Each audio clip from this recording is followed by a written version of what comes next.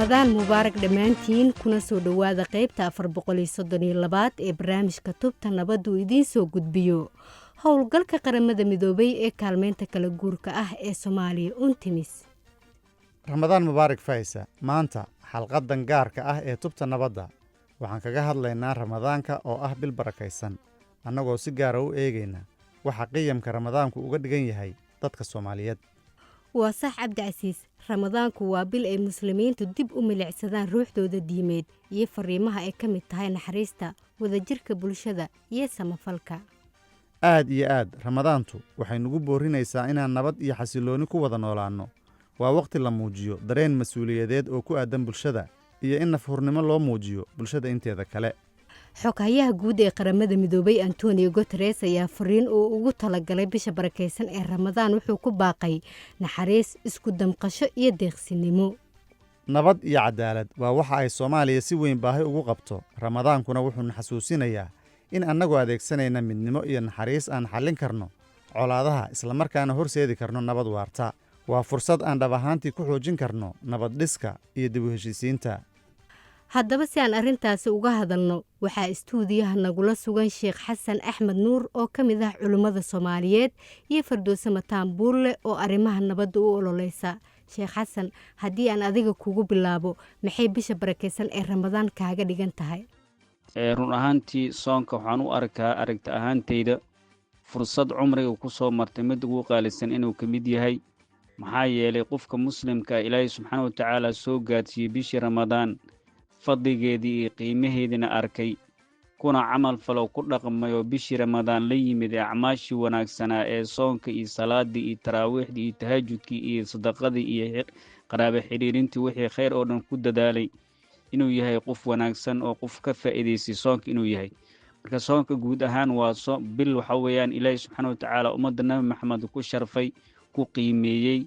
yacni qiimo gaar ahna uu siiyey. saa awgeed marka la rabo in laga faa'iideysto loogana faa'iideysto dhinaca khayrka iyo wanaagga iyo waxyaabaha maaragtaa wanaag oo la sameynaya. run ahaantii bisha barakaysan ee Ramadaan fadliga iyo qiimaha ay leedahay waxaaba kaaga filanba in Nabiyullaahi Maxamed calayhi salaatu wasalaam uu nagu baraarujiyey bisha Ramadaan qofkii sooma man saama ramadaana iimaanan wa ihtisaaban ghufira lahu maa taqaddama min dhanbihi. yacni qofkii bisha Ramadaan u soomay iimaanan liajli iimaan rumayn darteed waxaana loo dembi dhaafaa dembigiisii hore iimaanan wa ihtisaaban ajdoon dembigiisii hore iyo saqaa'irtii wixii ka dhacay waa loo dhaafaa. kabaa'irtii iyada tooba ayaa waajibaysa. saa awgeed marka waa jaanis Ilaahay subxaanahu wa tacaala ku soo marsiiyey haddii bishii Ramadaan aad soo gaartay. sidee ayaan kobaca ruuxiga ah iyo tilmaamaha bisha Ramadaan ugu adeegsan karnaa inaan bulshadeenna saamayn wanaagsan ku yeelanno? run ahaantii soonka marka la soo gaaro isbeddel xagga ruuxiga ayaa yimaado, taqyiir nafsi ah baa yimaada. waxaana la doonayaa nafteeda inaan bedelno wixii ku dhaqmi jirtay nafta oo ay 11 bilood soo cunaysay oo ay iska soo tamashlaynaysay in laga joojiyo, in maxaan ku rahdaa lagu dhaqmo oo la ilaaliyana waa la doonayaa. marka insha allahu tacaala waxaan isleeyahay bisha Ramadaan marka la soo gaaro saameyn waxay yeelan kartaa markay dadka yacni maaragtay ay bishi bil ahaan u fahmaan oo ay noqdaan dad yacni maaragtay ruuxooda ay isbedesho. nabigeena Maxamed calayhi salaatu wasalaam bisha Ramadaan marka la soo gaaro isbedel dheer baa ku imaan jiray. nabiga calayhi salaatu wasalaam saqay buu ahaa, asoo saqay ah waxa ugu sii saqaysanaa bisha Ramadaan marka la soo gaaro ki uu Jibriil la kulmayo habeenkii quraanka ay isla akhri jireen isla muraajacay jireen. marka rasuulka calayhi salaatu wasalaam dabeesha la diray xagga khayrka uu yacni degdeg badnaa, yacni waa ugu saqaynimada badnaa. idan marka waxaa la rabaa in yacni maaragtay ruuxdaas ay yacni ruuxdeena aan dhisno kuna dhisno. maxaan ku leeyahay maadaama raashinka laga celiyey biyihii iyo yacni maaragtay ninka xaaskiisii inuu wax ka dayay laga celiyey, yacni in maxaan ku yiraahdaa yacni maaragtay laga faa'iideysto ruuxdaas iyada isbedelka ku imaanaya iyo maxaan ku yiraahdaa isbedelka xagga ruuxda isku yacni maaragtay yacni hore loo sii kiciyo iimaankana la kiciyo iimaankana la qawiyeeyo. bisha Ramadaan iimaanka qofka iimaankiisa qawi ayuu noqonayaa, xoog buu sii yeelanayaa, waa sii xoogeysanayaa. idan marka maxaa la rabaa inaan macnaha dadaal dheeri aan ku bixinno bisha Ramadaan yacni maaragtay sida nafteena u bedeli lahayn, bulshadana aan dhinaca khayrka ugu horseedi lahayn, wanaagga iyo maxaan ku rahdaa xiriirinta iyo qaraabo xiriirinta iyo sadaqada iyo tahajjudka iyo qiyaamu leylka qiyaamu Ramadaankana aan ku dadaali lahayn. oon oga faa'iidaysan lahayn iyadana arrintaas arrin meesha ku jirto weeyaan. ugu dambeyn marka laga reebo in cuntada laga soomo maxay yihiin fariimaha iyo tilmaamaha kale ee uu ramadaanku xambaarsan yahay? Ramadaanka ma aha oo keliya inuu kaa reebayo cunnada iyo cabitaanka, wuxuu kaa reebaa wax kastoo xun oo sharciga ku xun ayuu kaa reebayaa. Rasuulka calayhi salaatu wasalaam wuxuu leeyahay: "Assiyaamu junna", soonka waa gaashaan,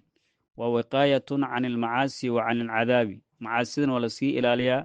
cadaabkana waa looga dhowrsadaa. Saa daraaddeed markii soonka la joogo falaa yarfuth iyo afxumo la imaanin. Waxa ku saabsan arrimaha ragga iyo dumarka dhex mara ku saabsan sheekadaas yuu la imaanin. Walaa yaskhab yuu buuqin. Riwaayo kale waxay laheeday: walaa yajhal yuu gaboodfalin, jahli yuu la imaanin. Wa in imru'un qaatalahu hadduu qof la dagaalamo, ow shaatama ama ou caayo, faliqul ha yidhaahda innii saa'imun marrateen, 2 jeer ha yidhaahda. Waa xadiis saxiix Bukhaari Muslim ay soo saareen. Soonka waa gaashaan, yacni maaragtay macaasida loogu gaashaanto oo laskaga ilaaliyo weeyaane, yaan xumaata lala imaanin buu rasuulka leeyahay calayhi salaatu wasalaam. waa tii xadiiskii kale u ahaa rasuulka calayhi salaatu wasalaam wuxuu yidhi: man lam yadac qowla azuura waalcamala bihi waljahla falaysa lilaahi xaajatun fii an yadaca dacaamahu wa sharaabahu. qofka aan ka tegin hadalka been abuurashada ah iyo been abuurashada in lagu shaqeeyo lagu markhaati noqdo, iyo in gaboodfal iyo jahli iyo xumaato aan ka tegin, alla danka ma laha inuu ka taga raashinkiisii cabitaankiisii. inaad iska dhaafto waxaad cunaysid iyo waxaad cabaysid, yacni maaragtay aadan haddana ka tegin waxyaabihii lagaa reebay, idana soonkaada qiimo kuuma fadhiyo. aad iyo aad ayuu u mahadsan yahay. kaasina wuxuu ahaa sheekh xasan axmed nuur oo ka mid a culammada soomaaliyeed oo nagala qayb gelayey barnaamijka tubta nabadda. balse iminkana aan u gudubno waraysi aan la yeelanay Firdowso Mataan Buule oo arrimaha nabadda u ololaysa. waxay ugu horreyn ka jawaabaysaa su'aal ku saabsan sida tiirarka udubdhexaadka u ah ramadaanka loogu adeegsan karo xalinta caqabadaha nabadda ee ay wajahayso bulshada Soomaaliyeed. ramadaanka ma ahan waqti cibaado keliya ah, balse waa fursad lagu baran karo dulqaadka, naxariista, isxakamaynta iyo wax kasta oo wanaagsan oo loo adeegsan kara si loo xaliyo khilaafaadka oona kor loogu qaado midnimada ummadda. waxyaalaha la samayn kara waxaa ka mid ah in oo qofka u dareen wadaag ama daryeelka masaakiinta, in aad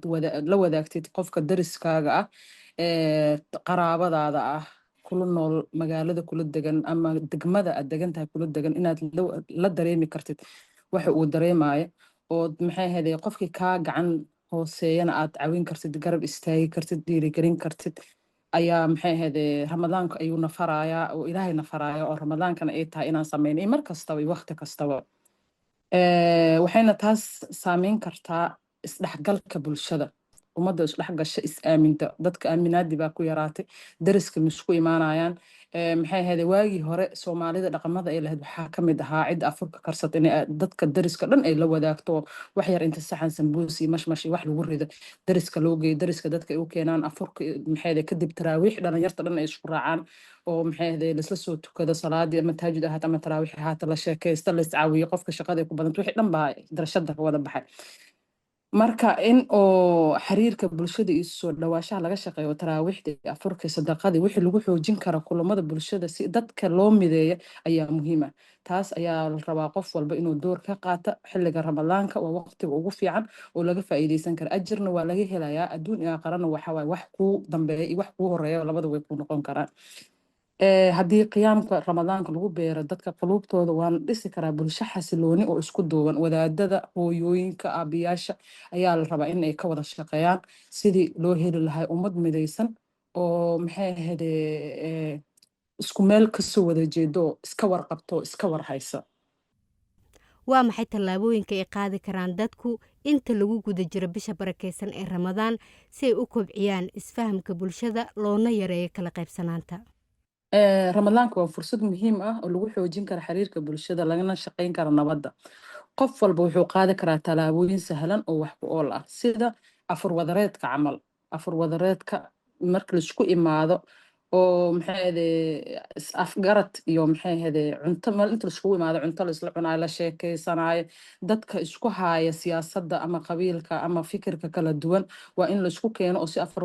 la sameeyo fursad ay isku fahmi karaan ayay abuuri kartaa midda kalan leh waxaa waye dhiirigelinta wada hadalka isdhegeysiga in la wada hadlo oo meel laiskugu imaado la isdhegeysto sida odayaasha culummada dhalinyarad waxay qaban karaan shirar yaryar ama casuumaad yaryar oo afur wadareed ah oo lagu xalinayo khilaafaadka ayagoo ujeedadooda ay tahay nabadeyn bas ah sida samafalka iyo bulshada in loo adeega dadka masaakiinta oo tabalaysan sida agoonta iyo waayeelka iyo dadka barakacyaasha ah in la garab istaago oo maxay ahaydee wixii la awoodo aad u qabatid ama afur ha ahaato ama dhar ciid ha ahaato ama wax u qabato ayadana waxay meesha ka saaraysaa kala fogaanshaha bulshooyinka dadkayna isku soo dhaweynaysaa waxaa kaleeto aan dhihi lahaa faafinta sheekooyinka wanaagsan maxay Soomaali ahaan waxaa jira sheekooyin laga sheekeeyo oo dhaqanka ama wax hore usoo dhacay oo aad u wanaagsanaa jiraan sheekooyinkaas oo laga sheekeeyo lasoo nooleeya sheekada dhalinyarta loogu sheekeyn jiray habeenkii maxay ahaydee oo maxay ahaydee odayaasha ay ka sheekeyn jireen ama waalidka ugu sheekeyn jiray sheekooyinkaas oo laga sheekeeyo oo midnimada iyo wada noolaanshaha iyo ka sheekeynaya markaas waxay xoojinayaan isleeyahay maxay ka hortaga kala qaybsanaanta haddii qof walba uu qaato doorkiisa waxaa la dhisi karaa bulsho midaysan oo nabad ku wada nool marka qof walba mas-uuliyadda ka saaran inuu qaato oo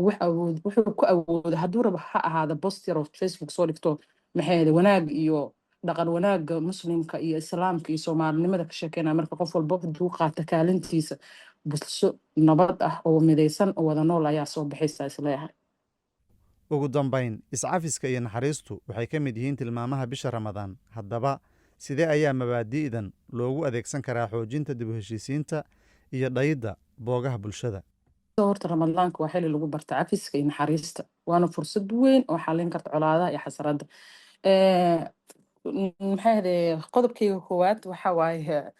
iscafinta kowda horeeta iyo isku naxariishaha waxaa laga soo bartaa guriga uu cunuga kasoo bax ama qofka uu kasoo bax waa mas-uuliyadda koowaad oo saaran aabaha iyo hooyada in ay baraan ciyaalka guriga markay tarbiyeynayaan inay u naxariistaan ummadda kaleeta iyo dadka guriga ku nool ayna cafin karaan cafiska waxaa wax lagu soo bartay yaraantii haddii cunuga marka uu qalad laga soo gala dhaad waryaha soo aarsa biri adoo qofka soo dishaan kuu baahana may waxaa isku daydaa cunugaad inaad bartid cafis maanta iskuulka qofka qaladka ka gala uu cafin kara oo dhigi kartid hooyo iska cafi ama qofna u naxariiso qofka kaa tabarta yar ama maxay ahaydee oo kaa da'da yar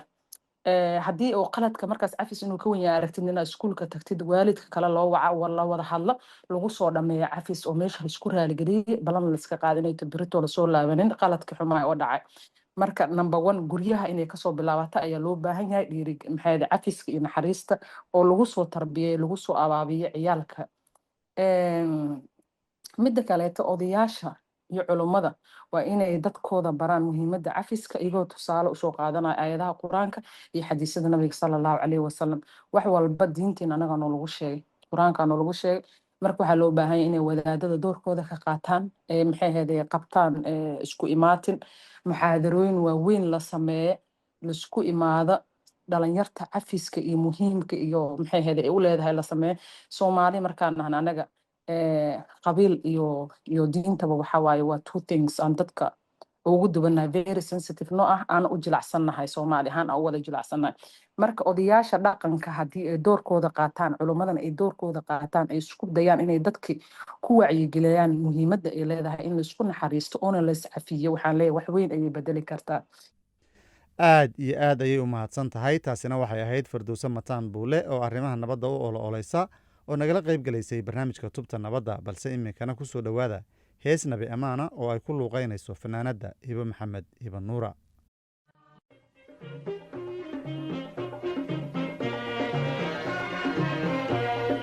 sabki nabigiyo qonki subanayo ana asxaabta raacne soma ramadaanta sabki nabigiyo qonki subanayo ana asxaabta raacne soma ramadaanta صلوات الله على خير خلقه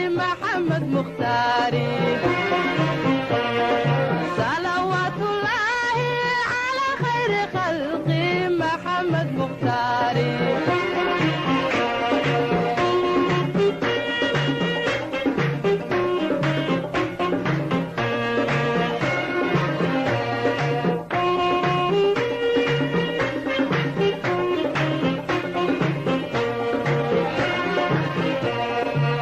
bishaan sugayne ilaahayna siiye aynu saaciidayne sooma ramadaanta